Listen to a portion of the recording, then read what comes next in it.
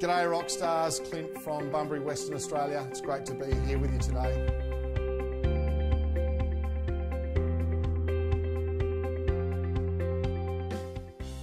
Got shipped off to the Air Force when I was younger. Mum and Dad decided that would be a good opportunity for me. Finished up there, had a great time, saw the world, did all of that great stuff. Finished up there. I had a number of jobs, including photography and the mines and that type of thing. Ended up in the car industry, as a matter of fact, which was really different. Learned how to be a really smart salesman really quickly. It was kind of that dog eat dog world, big hours, and that sort of progressed and I worked through 11 years of the car industry, and took up some great roles, learnt the whole industry altogether, and then got towards the end of it and decided that it was time for a move, and took a position in a car yard down in Esperance, which was a rural country change for us. So yeah, it was a good time. I've learnt. I value the time that I had in the car industry. It was a really great stepping stone to get into real estate.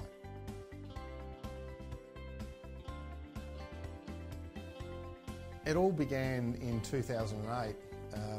I guess we've only got a short period of time today, and one day, look, I'd love to share it with you. It quickly escalated into something that we weren't expecting, or certainly that I wasn't expecting. I found that a very simple, immediate diagnosis became the potential of a really long journey ahead. The doctors felt they'd got it in time, yet as the process went on, it wasn't one of those things that we kind of knew, what was going to happen next type thing. So when people talk about, the cancer or the two types of cancers that I've had, the diagnosis, I guess, you could call top level. Like, in the first case, they said without therapy you've got 3 to 6 months to live, and the second cancer, if it had have been left as it was spreading into my lymphatic system, that would have meant death within sort of 12 to 24 months. So, from a diagnosis perspective, it wasn't so much about the diagnosis, it was more about the steps that were getting taken, from that aspect.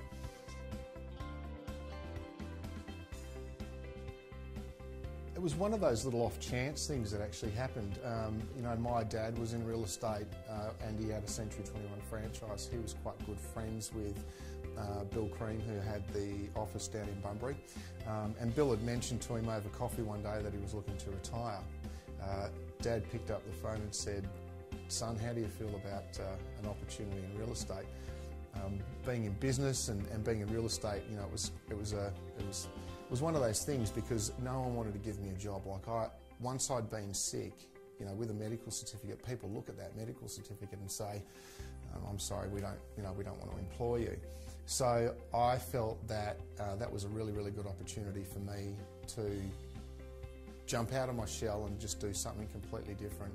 I was really frightened about it, and it was something that I was completely unaware of.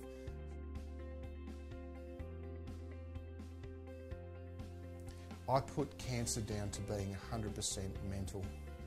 The game in real estate and the game in cancer, I know this is going to sound, and I can use this analogy, but we are living a life where we control our whole destiny by the way we think. So I had no choice but to start speaking very positively about what was given to me. I had no choice but to stand up and deal with it, and I had no choice but to put together a plan and work that plan and make that happen, because, as I said, I didn't have a choice, things had to happen. Would I have done things differently?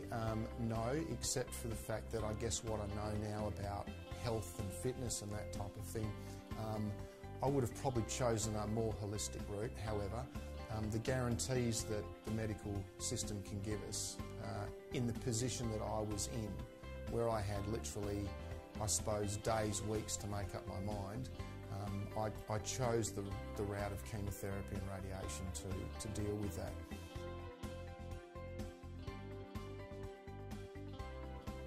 can I say chaos? That would have to be, you know, madness of the nth degree. You know, I purely walked into that office and I had absolutely no idea about the real estate game. What I did know is that I really loved people and I wanted to help people, and I still want to help people, like it's my driving passion. So I guess I kind of just worked it out, you know. I had new clients and new faces and new staff and things to learn. I was very fortunate, and I still am today, to have just absolutely the most beautiful people around me that have similar visions to me, that care about who they are, where they're going and what they want to do in real estate. So,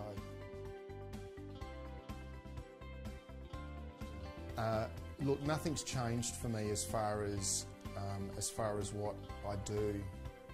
You know, my role has changed within the business, and yet it's still exactly the same. I think one of the things that real estate gives me, and it has given me from day one, is it's given me an opportunity to build relationships with people.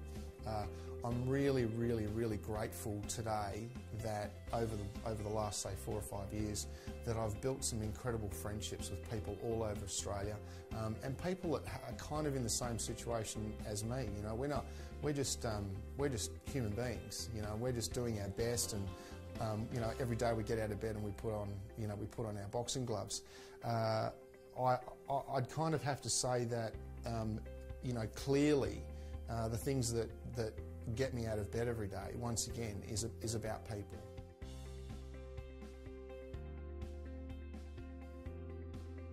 The 2100 Cup symbolises for me, and I actually feel like the award is not for me, and it's not. It is for the office.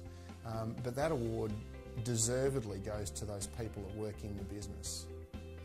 There's no doubt that in the past couple of years, some of the things that we've done as a team, and yet with so dedicated individual efforts from those people that work in that business, and I'd like to name all of them, but collectively that's built up a presence in our town, and I think I'm really grateful that Century 21 have recognised that. You know, it's not at the end of the day, it's just an award. So my goal for the future would definitely be where I can make a really, really big, personal and very intimate impact into people's lives, where it could be that one thing or that one event or that one moment that we speak about that literally changes their life. And if that's where I could be, and whether that's on the speaking circuit, whether that's you know, whether that even still in real estate, but if that's on an international level, on a national level, even if it just means that I'm having coffee with somebody, you know, and helping them, then I've reached my goal already. You know, there's no doubt about that.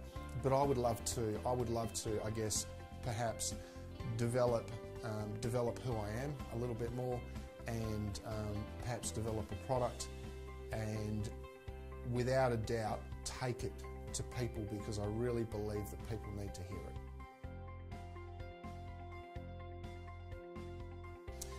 What I really believe is that isn't it funny that how when you've been through a tough time, and hindsight's 20/20 as we know, you look back at it and say, gee, it kind of wasn't all that bad after all. So I really believe that if you're faced with something that seems insurmountable at the time, and I'm sure that, you know, you've had those moments in your life, and can be the, you know, literally the smallest of things, but it's, you know, it's like a mountain in front of you, it's a really, really good opportunity to sit still and just find some peace.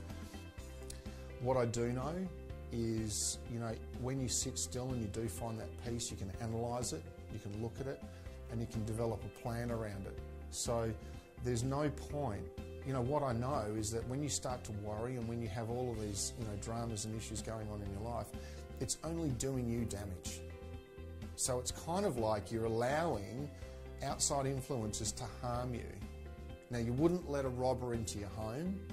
Don't do the same thing with a potential situation that's unfolding in front of you. You know, remain calm, have a look at it, and as I said, like, develop a plan and move forward with it. And move forward with it with confidence, regardless of what the outcome's going to be. Because once you start believing in yourself, then everything becomes really, really easy. So I just wanted to say thanks for having me.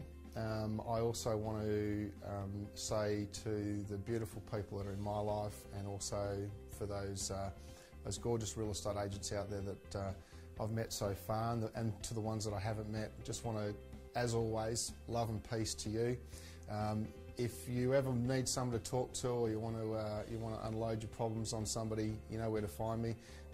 You can come follow me on #CKInspires, and a quick message and a shout out to the great man Hilton D. Gold.